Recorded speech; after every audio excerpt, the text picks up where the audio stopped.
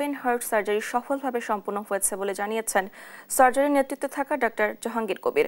আমিরের হৃৎপিণ্ডে 4টি বাইপাস করা হয়েছে উল্লেখ করে তিনি বলেন, আগামী 7 দিনের মধ্যে বাসায় ফিরতে পারবেন জামায়াত আমির। শনিবার রাজধানীর একটি বেসরকারি হাসপাতালে তার অস্ত্রোপচার সম্পন্ন হয়।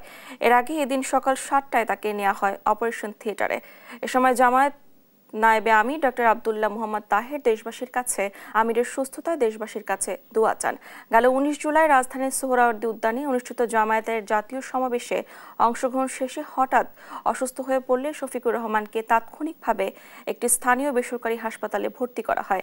বিভিন্ন পরীক্ষা নিরীক্ষায় ডক্টর শফিকুর রহমানের হার্টে 5টি ব্লক ধরা পড়ে।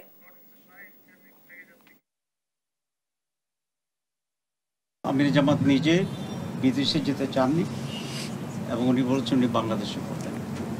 জাতির কাছে আমরা দোয়া প্রার্থনা করছি এবং এই সংবাদও দিতে চাই যত খুশি হয়েছে যে ওনার সার্জারি খুব স্মুথ হয়েছে আলহামদুলিল্লাহ।